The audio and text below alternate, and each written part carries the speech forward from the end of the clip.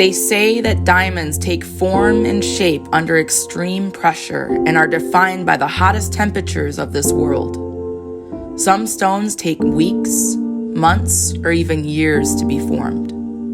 Yet no diamond is ever truly the same. Diamonds are the strongest and most beautiful stone in the world, but they can only take form and shape under the most extreme pressure. We as humans are taught and molded by the many experiences and philosophies of this world. We are taught that we are powerless, we are weak, even breakable. That is a lie. We are so much more powerful than we even know. We all have experienced some form of trauma, whether you have experienced it for minutes, hours, weeks, or even years. Let me just say, it is valid, it does matter, and it is important. Even with our unique experiences, the emotions that those experiences leave behind are very similar, if not the same. I am Brittany, and just like most of the men and women in this world, I am a domestic violence survivor. I stand here before you, walking in truth, walking in light, and in healing, owning all it truly is to be me. At the age of 14 years old, I told on my mom and she was convicted for sexual abuse. At the age of 19 years old, I married into an arranged marriage. At the age of 21 years old, I jumped on a plane completely alone to escape a cult. Shortly after, I was shunned by all family and friends. I was alone, hopping from relationship to relationship, searching for the love I could never find in myself. I disguised my painful emotions of my past with laughter and love, losing my identity in every relationship, thinking somehow, some way, I would receive the love that I needed to remove away all the pain I felt. During this time, I married a woman, and for the duration of about 4 years, this woman became more and more physically violent. I excused away her behavior, chalking it up to undiagnosed PTSD, thinking somehow it would never fully affect me. I couldn't have been more wrong. And at the age of 27 years old, I finally worked up the courage to leave my domestic violent relationship. I stayed just long enough to see myself become the very things I never could have imagined I would be. I was terrified of myself, angry at the world for the life I had lived as if they chose it for me.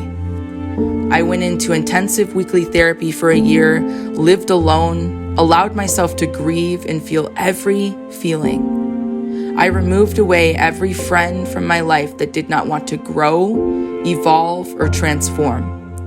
I focused my attention heavily on myself and what I desired. I cannot tell you how many days I came home from work, went right to the bathtub and cried on my hands and knees, begging God to take away the pain of losing everyone, the pain of the memories, and bring me people because I couldn't bear the very thought of being alone. I felt weak. I felt broken. I felt naked to the universe and to God. I thought those were my weakest moments. I saw no way out.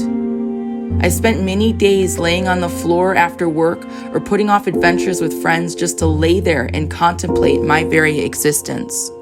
But through all of those days, I discovered what true love is. I fell in love with the way that I would ugly cry and then laugh at how much snot I had, or how my voice would change dramatically when I would get worked up, or how in my darkest moments of suicidal thoughts, I would somehow find my way into some happy thoughts. Or I would think of something that I wanted to do before I died, which meant it wouldn't be my time. I fell for myself. In this process, I discovered how to not take myself so seriously. I learned that every person that comes into my life has a purpose.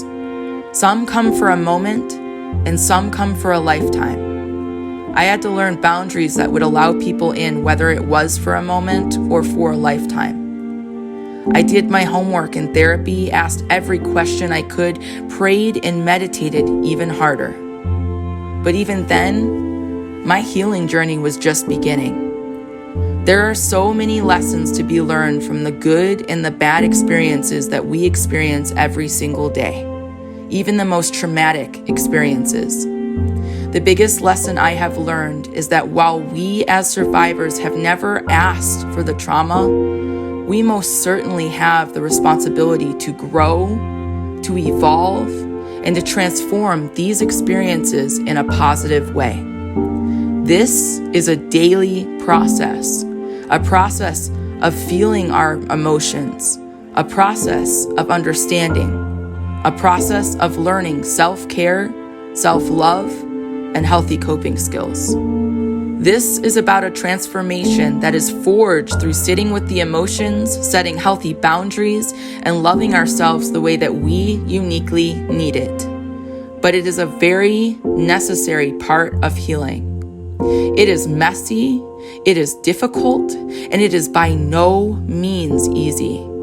But it is a beautiful gift to have such a capacity of understanding through having lived those experiences and then evolving through it.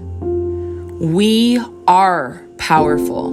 We have the power to change our lives, to set boundaries, to teach others how we uniquely want to be treated. It starts with each and every one of us here facing our own truth and then taking necessary action to grow from it. Put your thumb flat to your middle finger and squeeze your fingers together. For a moment, feel the life force of your pulse in your fingertips. This is your unique life force. This is your life, your body, your heart pumping your unique blood through your veins. This is your power and your power alone. It is your responsibility to honor it. There are 5,200 weeks in 100 years of our lifetime. 5,000 weeks are not very many weeks given that most of us here have lived a large number of them already. How many weeks have you lived for yourself, doing what it is you wanted to do, loving you, treating yourself with the dignity and respect that we so graciously gave others? That is the question that has lingered alongside me as I walked my journey.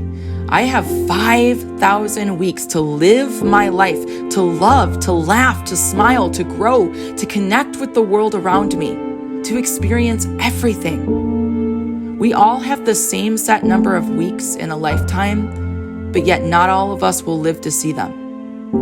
1,400 weeks is about how long it took me to come to this understanding.